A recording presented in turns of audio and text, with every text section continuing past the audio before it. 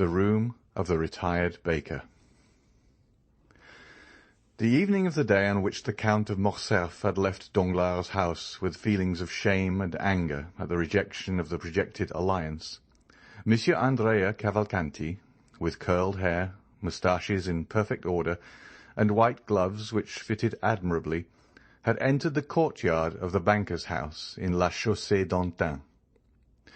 He had not been more than 10 minutes in the drawing-room before he drew Danglars aside into the recess of a bow window, and, after an ingenious preamble, related to him all his anxieties and cares since his noble father's departure. He acknowledged the extreme kindness which had been shown him by the banker's family, in which he had been received as a son, and where, besides his warmest affections, had found an object on which to centre in Mademoiselle Danglars. Danglars listened with the most profound attention. He had expected this declaration for the last 2 or 3 days, and when at last it came his eyes glistened as much as they had lowered on listening to Morcerf. He would not, however, yield immediately to the young man's request, but made a few conscientious objections. "Are you not rather young, Monsieur Andrea, to think of marrying?" "I think not, sir," replied Monsieur Cavalcanti. "In Italy, the nobility generally marry young. Life is so uncertain that we ought to secure happiness while it is within our reach." "Well, sir," said Danglars, "in case your proposals, which do me honour, are accepted by my wife and daughter, by whom shall the preliminary arrangements be settled? So important a negotiation should, I think, be conducted by the respective fathers of the young people." "Sir, my father is a man of great foresight and prudence. Thinking that I might wish to settle in France, he left me at his departure together with the papers establishing my identity, a letter promising, if he approved of my choice, 150,000 livres per annum from the day I was married. So far as I can judge, I suppose this to be a quarter of my father's revenue." "I," said Danglars, "have always intended giving my daughter 500,000 francs as her dowry. She is, besides, my sole heiress."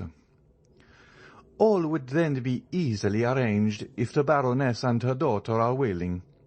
We should command an annuity of 175,000 livres. Supposing also I should persuade the Marquis to give me my capital, which is not likely, but still is possible, we would place these 2 or 3 millions in your hands, whose talent might make it realize 10%.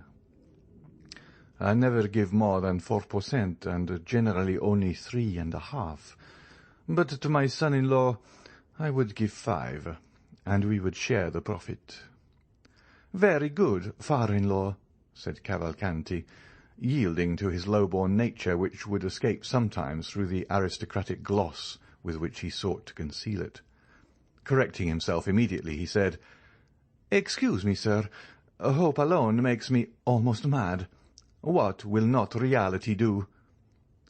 "But," said Danglars, who on his heart did not perceive how soon the conversation, which was at first disinterested, was turning to a business transaction, "there is doubtless a part of your fortune your father could not refuse you."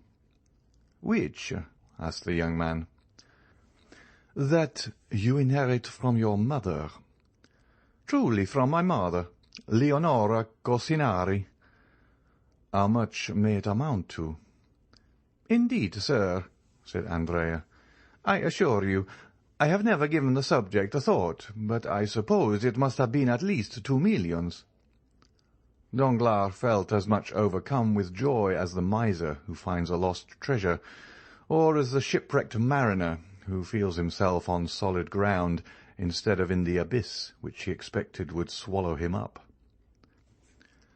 "Well, sir," said Andrea, bowing to the banker respectfully, "may I hope?" "You may not only hope," said Danglars, "but consider it a settled thing, if no obstacle arises on your part." I am indeed rejoiced," said Andrea. "But," said Danglars thoughtfully, "how is it that your patron, Monsieur de Monte Cristo, did not make his proposal for you?" Andrea blushed imperceptibly. "I have just left the Count, sir," said he. "He is doubtless a delightful man, but inconceivably peculiar in his ideas. He esteems me highly. He even told me he had not the slightest doubt that my father would give me the capital instead of the interest of my property.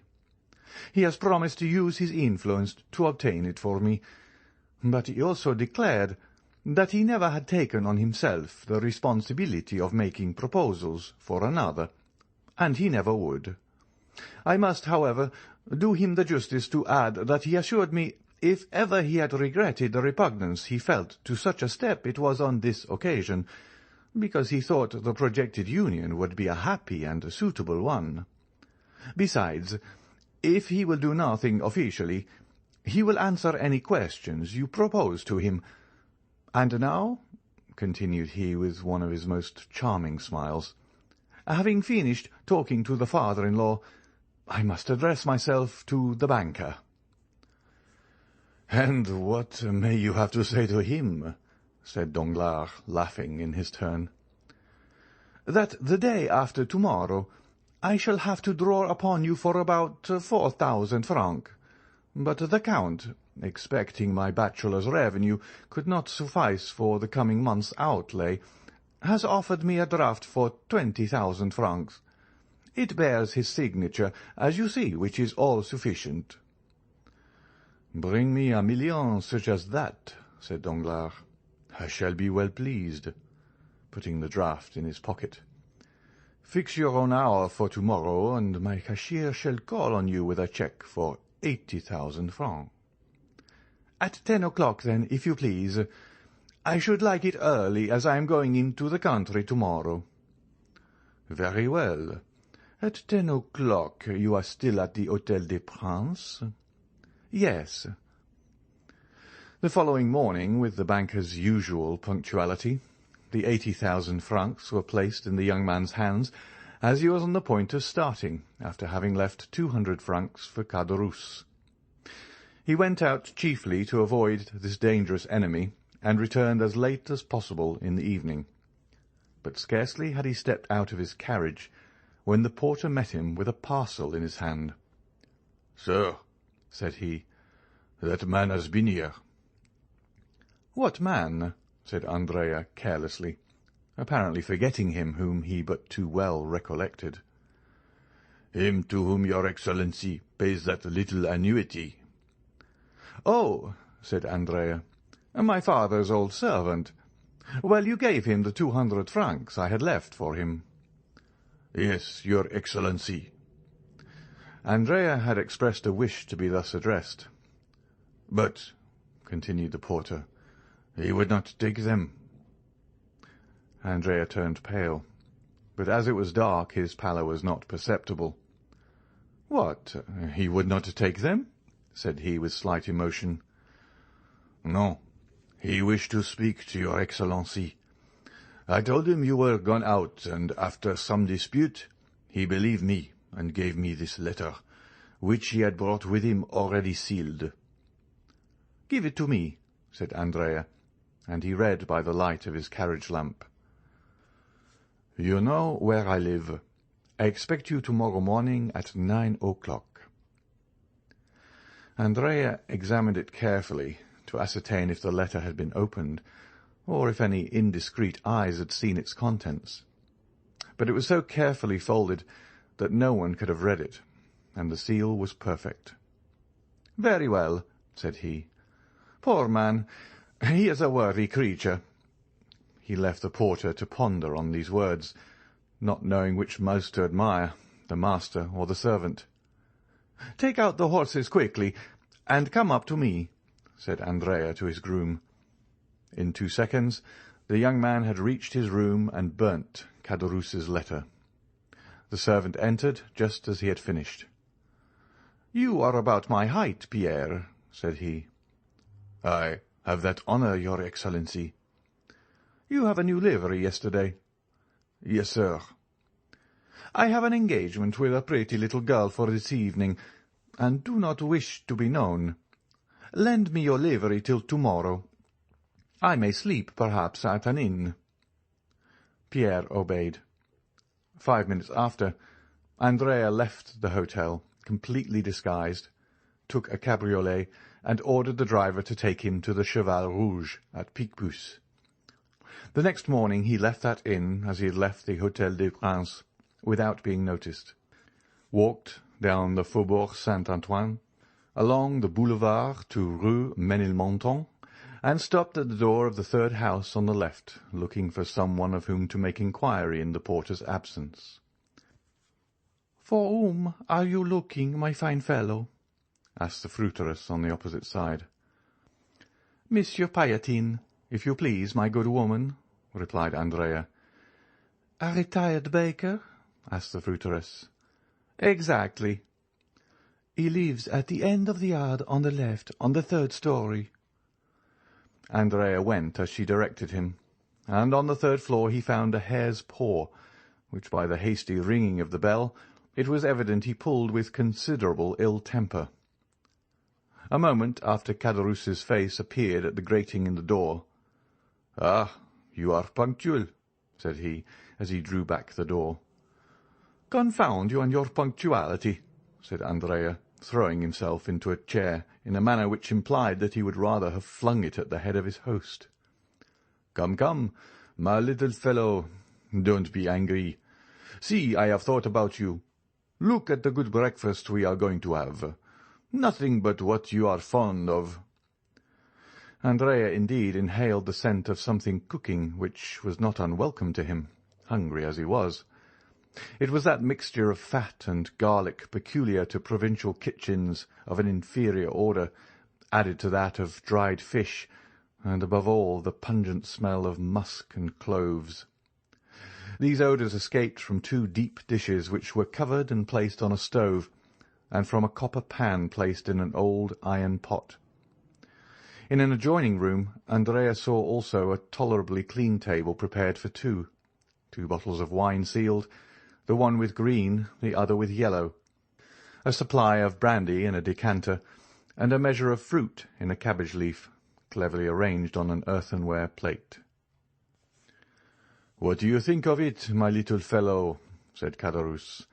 "Ah, that smells good. You know I used to be a famous cook. Do you recollect how you used to lick your fingers? You are among the first who tasted any of my dishes, and I think you relish them tolerably."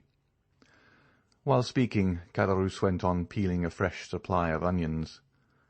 "But," said Andrea ill-temperedly, "by my faith, if it was only to breakfast with you that you disturbed me, I wish the devil had taken you." "My boy," said Caderousse sententiously, "one can talk while eating, and then, you ungrateful being, you are not pleased to see an old friend? I am weeping with joy." He was truly crying, but it would have been difficult to say whether joy or the onions produced the greatest effect on the lachrymal glands of the old innkeeper of the Pont du Gard. "Hold your tongue, you hypocrite," said Andrea. "You love me?" "Yes, I do, or make the devil take me. I know it is a weakness," said Caderousse, "but it overpowers me." "And yet it has not prevented your sending for me to play me some trick." "Come," said Caderousse, wiping his large knife on his apron, "if I do not like you, do you think I should endure the wretched life you lead me? Think for a moment. You have your servant's clothes on. You therefore keep a servant. I have none, and am obliged to prepare my own meals. You abuse my cookery because you dine at the table d'hôte of the Hôtel des Princes or the Café de Paris. Well, I too could keep a servant. I too could have a tilbury. I too could dine where I like. But why do I not? Because I would not annoy my little Benedetto. Come, just acknowledge that I could, eh?" This address was accompanied by a look which was by no means difficult to understand. "Well," said Andrea, Admitting your love, why do you want me to breakfast with you? That I may have the pleasure of seeing you, my little fellow. What is the use of seeing me after we have made all our arrangements? Hey, dear friend, said Caderousse, are wills ever made without codicils? But you first came to breakfast, did you not? Well, sit down, and let us begin with these pilchards, and this fresh butter, which I have put on some vine leaves to please you, wicked one. Ah, yes, you look at my room, my 4 straw chairs, my image, 3 francs each. But what do you expect? This is not the Hôtel des Princes. Come, you are growing discontented. You are no longer happy. You, who only wish to live like a retired baker. Caderousse sighed.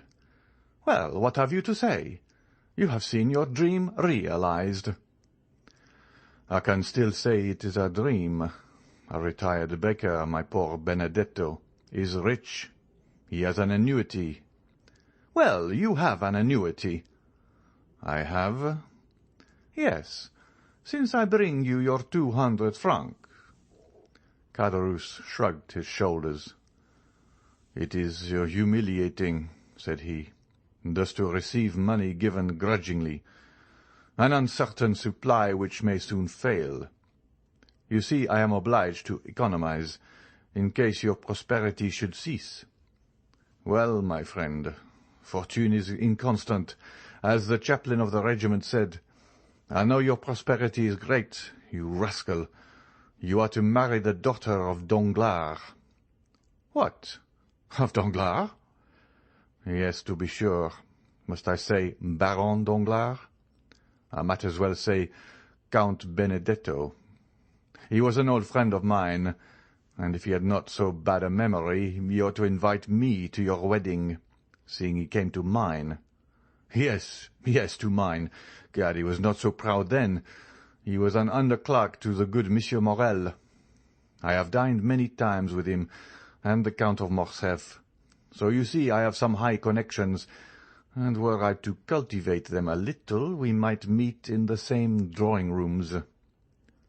Come, your jealousy represents everything to you in the wrong light.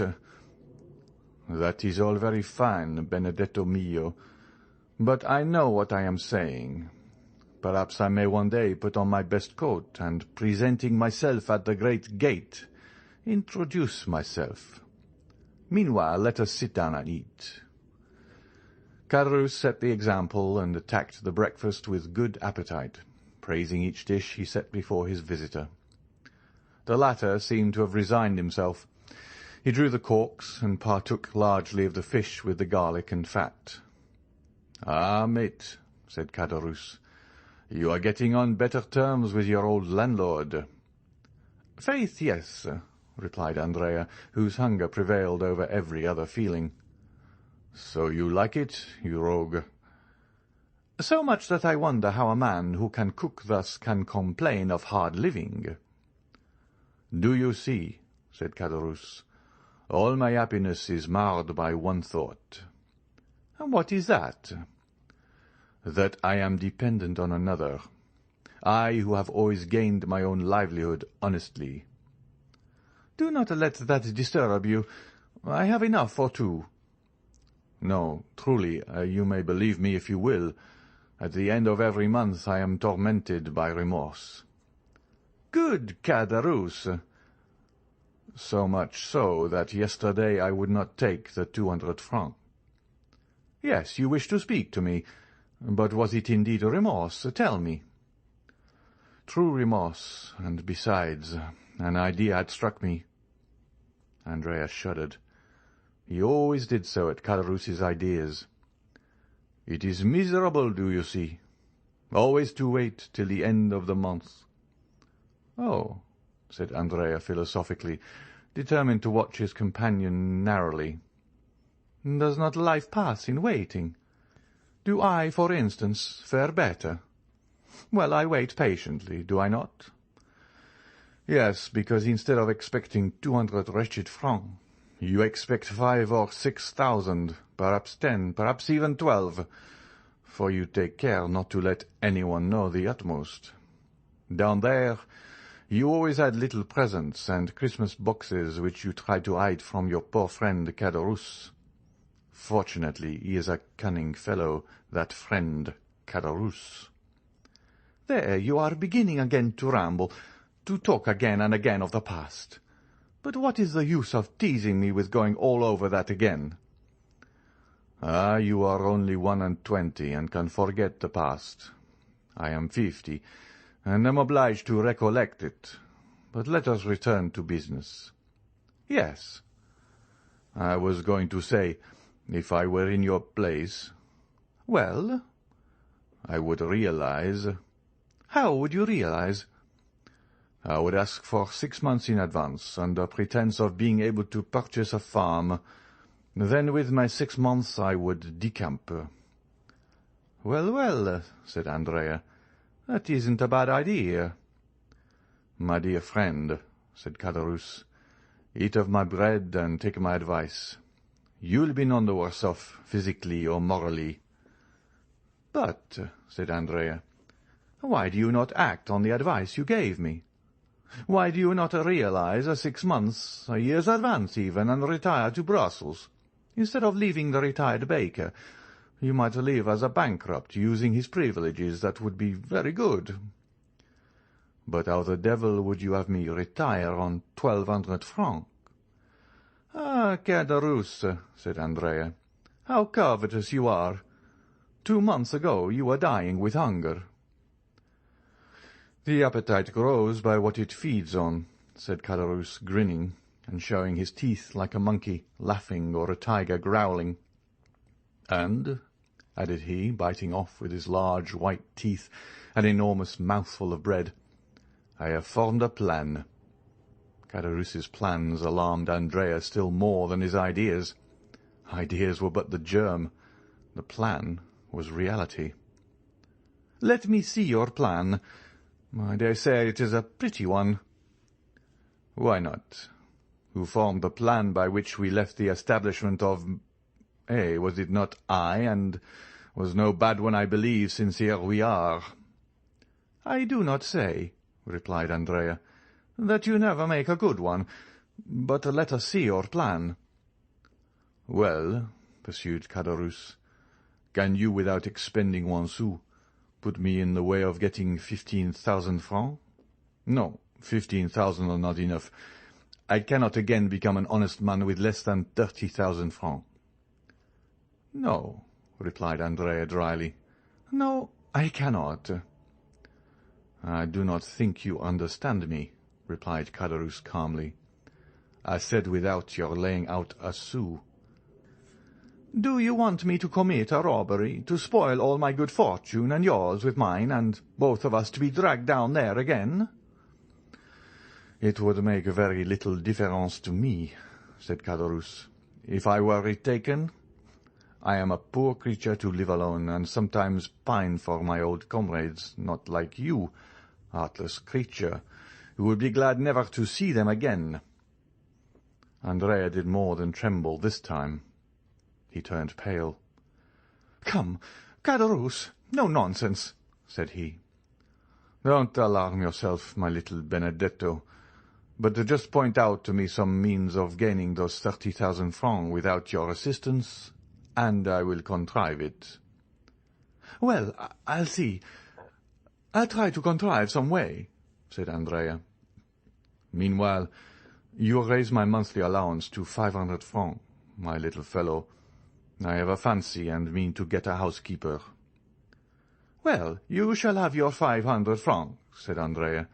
"But it is very hard for me, my poor Caderousse. You take advantage." "Ah," said Caderousse, "when you have access to countless stores." One would have said Andrea anticipated his companion's words, so did his eye flash like lightning. But it was but for a moment. "True," he replied, "and my protector is very kind." "That dear protector," said Caderousse. "And how much does he give you monthly?" 5,000 francs. "As many thousands as you give me hundreds." Truly, it is only bastards who are thus fortunate. 5,000 francs per month. What the devil can you do with all that? Oh, it is no trouble to spend that. And I'm like you, I want capital. Capital. Yes, I understand. Everyone would like capital. Well, and I shall get it. Who will give it to you? Your prince?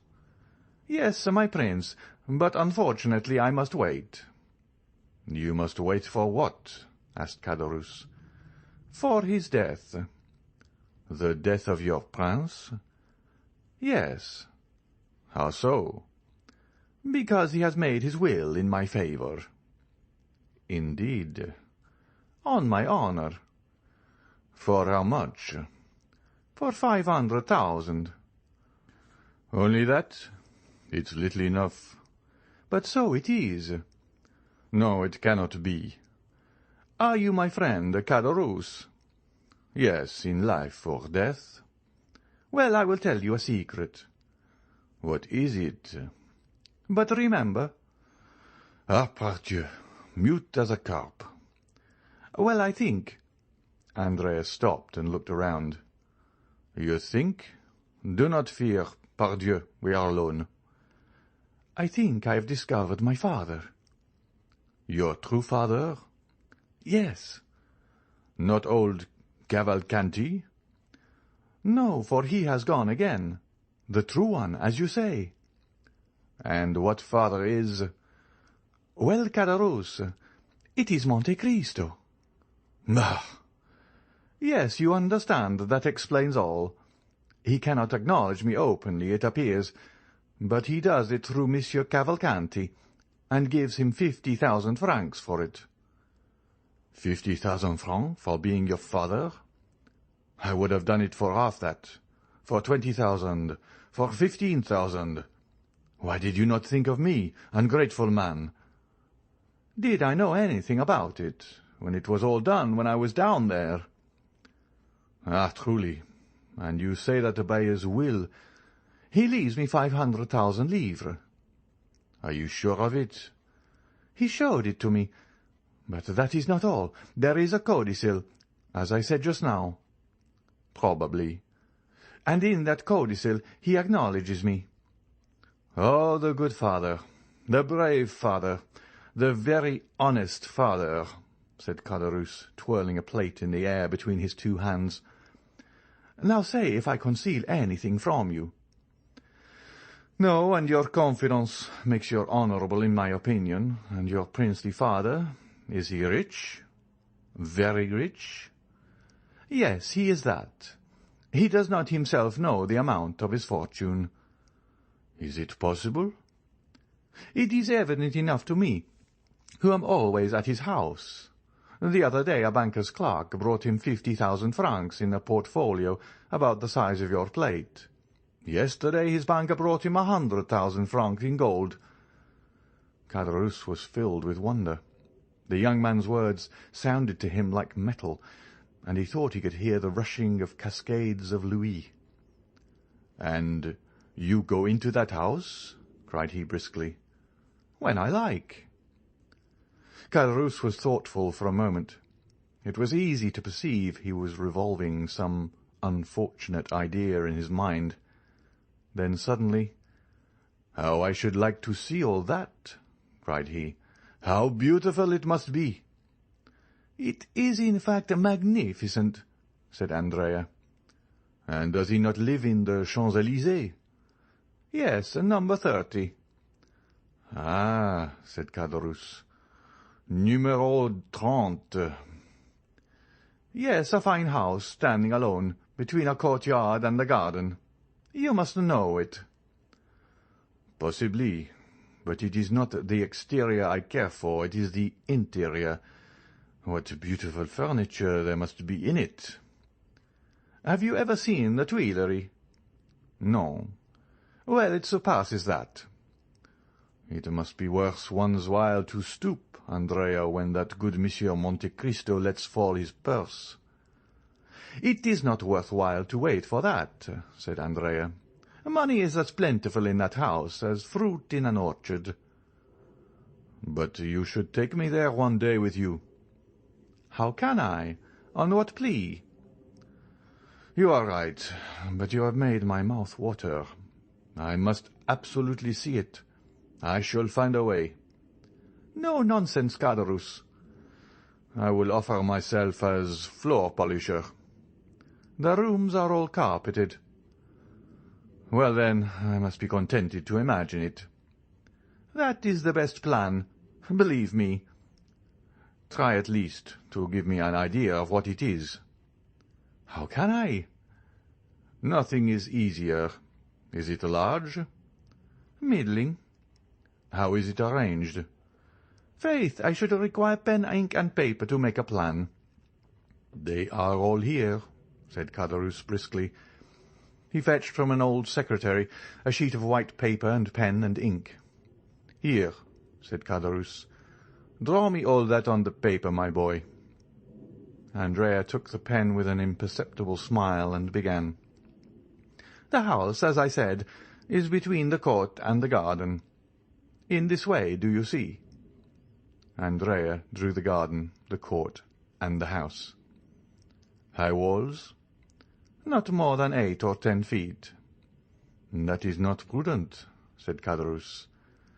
"In the court are orange trees in pots, turf, and clumps of flowers." "And no steel traps?" "No." "The stables?" "Are on either side of the gate, which you see there." And Andrea continued his plan. "Let us see the ground floor," said Caderousse. "On the ground floor, dining room, 2 drawing rooms, billiard room, staircase in the hall, and a little black staircase." "Windows?" "Magnificent windows, so beautiful, so large, that I believe a man of your size should pass through each frame." "Why the devil have they any stairs with such windows?" "Luxury has everything." "But shutters?" "Yes, but they are never used. That Count of Monte Cristo is an original, who loves to look at the sky, even at night." "And where do the servants sleep?" "Oh, they have a house to themselves. Picture to yourself a pretty coach-house at the right-hand side, where the ladders are kept. Well, over that coach-house are the servants' rooms, with bells corresponding with the different apartments." "Ah, diable! Bells, did you say?" "What do you mean?" "Oh, nothing. I only say they cost a load of money to hang. And what is the use of them, I should like to know?" "There used to be a dog let loose in the yard at night, but it has been taken to the house at Auteuil, to that you went to, you know." "Yes." "I was saying to him only yesterday, 'You are imprudent, Monsieur Count, for when you go to Auteuil and take your servants, the house is left unprotected.' 'Well,' said he, 'what next?' 'Well, next some day you will be robbed.'" "What did he answer?" "He quietly said, 'What do I care if I am?'" "Andrea, he has some secretary with a spring." "How do you know?" "Yes, which catches the thief in a trap and plays a tune. I was told there was such at the last exhibition." "He has a simple mahogany secretary in which the key is always kept." "And he is not robbed?" "No, his servants are all devoted to him." "There ought to be some money in that secretary." "There may be. No one knows what there is."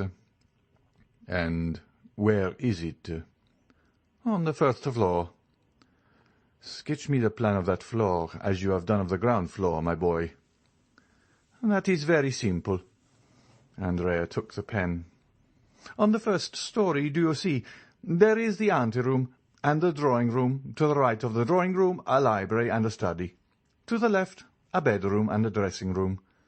The famous secretary is in the dressing-room." "Is there a window in the dressing-room?" "2, one here and one there." Andrea sketched 2 windows in the room, which formed an angle on the plan, and appeared as a small square added to the rectangle of the bedroom. Caderousse became thoughtful. "Does he often go to Auteuil?" added he. 2 or 3 times a week. Tomorrow, for instance, he is going to spend the day and night there." "Are you sure of it?" "He has invited me to dine there." "There's a life for you," said Caderousse. "A town house and a country house." "That is what it is to be rich." "And shall you dine there?" "Probably." "When you dine there, do you sleep there?" "If I like. I am at home there." Caderousse looked at the young man as if to get at the truth from the bottom of his heart. But Andrea drew a cigar case from his pocket, took a Havana, quietly lit it, and began smoking. "When do you want your 1,200 francs?" said he to Caderousse. "Now, if you have them." Andrea took 25 louis from his pocket. "Yellow boys?" said Caderousse. "No, I thank you." "Oh, you despise them?"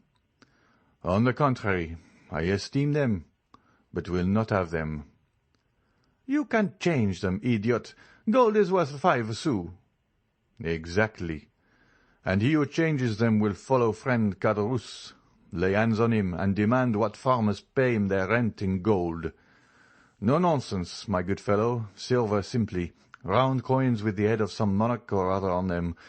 Anybody may possess a 5-franc piece." "But do you suppose I carry 500 francs about with me? I should want a porter." "Well, leave them with your porter. He is to be trusted. I will call for them." "Today?" "No, tomorrow. I shall not have time today." "Well, tomorrow I will leave them when I go to Auteuil." "May I depend on it?" "Certainly." "Because I shall secure my housekeeper on the strength of it." "Now see here, will that be all? And will you not torment me any more?" "Never." Caderousse had become so gloomy that Andrea feared he should be obliged to notice the change. He redoubled his gaiety and carelessness. "How sprightly you are," said Caderousse. "One would say you were already in possession of your property." "No, unfortunately. But when I do obtain it—" "Well?" "I shall remember old friends, I can tell you that." "Yes, since you have such a good memory." "What do you want? It looks as if you are trying to fleece me." "I? What an idea! I, who am going to give you another piece of good advice." "What is it?" "To leave behind you the diamond you have on your finger. We shall both get into trouble. You will ruin both yourself and me by your folly." "How so?" said Andrea. "How? You put on a livery, you disguise yourself as a servant, and yet keep a diamond on your finger worth 4,000 or 5,000 francs." "You guess well." "I know something of diamonds. I have had some." "You do well to boast of it," said Andrea, who, without becoming angry, as Caderousse feared, at this new extortion, quietly resigned the ring. Caderousse looked so closely at it that Andrea well knew that he was examining to see if all the edges were perfect. "It is a false diamond," said Caderousse. "You are joking now," replied Andrea. "Do not be angry. We can try it." Caderousse went to the window, touched the glass with it, and found it would cut. "Confiture," said Caderousse, putting the diamond on his little finger. "I was mistaken. But those thieves of jewellers imitate so well that it is no longer worth while to rob a jeweller's shop. It is another branch of industry paralyzed." "Have you finished?" said Andrea. "Do you want anything more? Will you have my waistcoat or my hat? Make free, now you have begun." "No, you are, after all, a good companion. I will not detain you, and will try to cure myself of my ambition." "But take care the same thing does not happen to you in selling the diamond you feared, with the gold." "I shall not sell it. Do not fear." "Not at least until the day after tomorrow," thought the young man. "Happy rogue," said Caderousse. You are going to find your servants, your horses, your carriage, and your betrothed." "Yes," said Andrea. "Well, I hope you will make a handsome wedding present the day you marry Mademoiselle Danglars." "I have already told you it is a fancy you have taken in your head."